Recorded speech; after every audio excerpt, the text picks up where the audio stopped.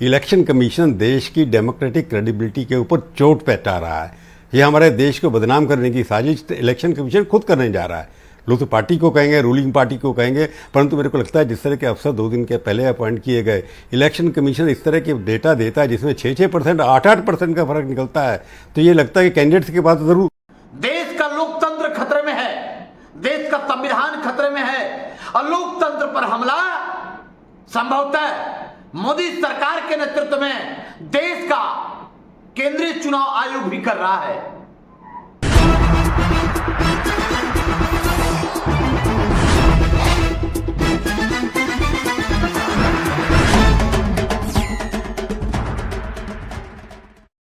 नमस्कार, जय सरदार, जय संविधान, जय भीम। मैं आप सबका प्यारा दोस्त डॉक्टर आर.एस. पटेल। प्यारे साथियों, देशवासियों, देश में लोकसभा चुनाव चल रहा है। एक तरफ 10 साल की भारतीय जनता पार्टी की हिटलरशाही सरकार देश ने देखा, लेकिन तीसरी बार मोदी सरकार की कार्यकाल बनाने के लिए भारतीय जनता पार्टी के लोग किसी भी तरह के कारनामे से गुजरने के लिए तैयार है। कल ECI election commission of India ने एक सूचना जारी किया। 2 चरण के लोकसभा चुनाव बीत गए और 2 चरण के चुनाव बीतते ही 24 घंटे के अंदर वो रिपोर्ट आ जाता है कि कितना % मतदान हुआ। हालांकि यह रिपोर्ट सामने आई थी। चुनाव आयोग ने संभवतः भारतीय जनता पार्टी की सरकार बनाने के लिए खेला कर दिया। सूत्रों के हवाले, भारतीय जनता पार्टी की सरकार बनाने के लिए इस देश के लोकतंत्र पर चोट कर रही है खुद इलेक्शन कमीशन ऑफ इंडिया, ऐसा लगता है। यह वीडियो जब आप देखेंगे, पूरा वीडियो सुनेंगे, तो आपको यह जरूर 100% आपको पता लगेगा कि देश के सामने कितनी बड़ी समस्या, लोकतंत्र के सामने कितनी बड़ी समस्या है। मैं फिर कह रहा हूं, चुनाव आयोग ने भारतीय जनता पार्टी की सरकार बनाने के लिए खेल शुरू कर दिया है। संभवतः प्रथम चरण चुनाव के 10 दिन बाद आयोग ने जारी किया है वास्तविक मतदाता प्रतिशत प्रोविजनल आंकड़ा, जो चुनाव के बाद रात में ही या 24 घंटे के अंदर जारी कर दिए जाते रहे अब तक। चुनाव आयोग ने प्रथम चरण के मतदान के बाद बताया था कि वोटिंग लगभग 60% हुई है। यानी 19 अप्रैल को पहला चरण का जो चुनाव हुआ, तो चुनाव आयोग ने बता दिया कि 60% ही मतदान हो पाया, जबकि कल वास्तविक आंकड़ा उन्होंने जारी कर बताया है कि 66.14% मतदान हो गया। यानी 6% से ज्यादा मतदान का आंकड़ा चुनाव आयोग ने जंप करा दिया।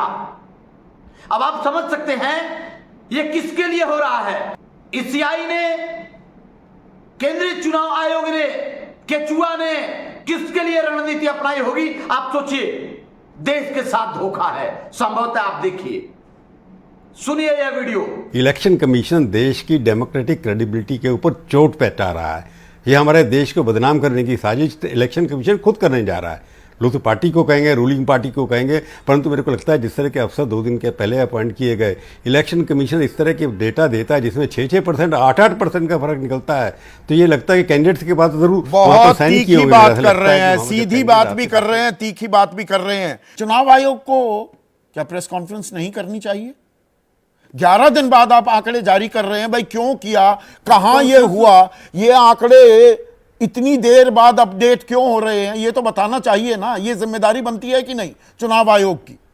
जो पहले सवाल उठा रहा था कि ईसीआई के अफसर इतने सीनियर IAS ऑफिसर है, 3 के 3, उनको लगता नहीं है कि उनके जिस तरह से काम कर रहे हैं उससे देश की कितनी बदनामी हो सकती है, उससे ये कि क्रेडिबिलिटी जो खराब कर रहे हैं इलेक्शन कमीशन की। जब सबको पता है कि प्राइम मिनिस्टर बहुत पॉपुलर हैं, उनकी मेजोरिटी में कोई शक नहीं है, ऐसा एक विश्वास करते हैं लोग के दो, ये लोग इलेक्शन के माध्यम से, इलेक्शन कमीशन के माध्यम से एक क्वेश्चन मार्क क्यों उठा देते हैं कि हम परसेंटेज बढ़ा रहे हैं इसलिए कि किसी पार्टी को हमने फेवर करना है। इलेक्शन कमीशन ने पहली बार ऐसा किया है मेरे इतिहास में, 45 साल से कर रहा हूँ, कि इन्होंने इलेक्ट्रॉनिक टेक्नोलॉजी हज़ारों करोड़ रुपये खर्च किया गया इलेक्शन इलेक्शन कमीशन को देने के लिए कि उनको हर तरह की फैसिलिटी दी गई है, उसके बावजूद भी वो ये नहीं बता सकते कि वोट कितना हुआ। जैसे आपने कहा परसेंटेज डाल दी, वोटिंग नहीं डाली हर कॉन्स्टिट्यूंसी में कितनी होगी।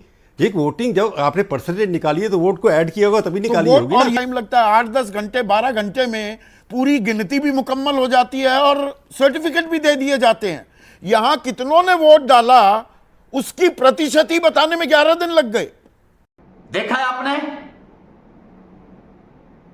मैं फिर कह रहा हूं, देश के सामने, भारतीय लोकतंत्र के सामने चोरी, बेईमानी, डकैती सब करना चाहता है सत्ता पक्ष। मैं फिर कह रहा हूं, यह हो रहा है चुनाव आयोग के सहारे संभवतः। चुनाव आयोग ने प्रथम चरण के मतदान के बाद बताया था 60% आंकड़ा मतदान हुआ, लेकिन कल जो उन्होंने वास्तविक आंकड़ा जारी किया है वो कह रहे हैं कि 66.14, 6% से ज्यादा मतदान का रेशियो कैसे बढ़ गया। जबकि दूसरे चरण के मतदान को बताया गया कि लगभग 61%, यानी 24 तारीख को बताया, 26 तारीख को बताया गया था कि लगभग 61%। अब हुआ क्या? फिर कल जो चुनाव आयोग ने बताया है कि 66.71% दूसरे चरण के चुनाव में मतदान वास्तविक आंकड़ा है। सवाल है, ये वास्तविक आंकड़े अभी तक चुनाव संपन्न होने के 11 दिन बाद क्यों जारी हुए? जो एक दिन के अंदर जारी हो जाते हैं वो 11 दिन बाद चुनाव आयोग ने वास्तविक आंकड़ा जारी किया।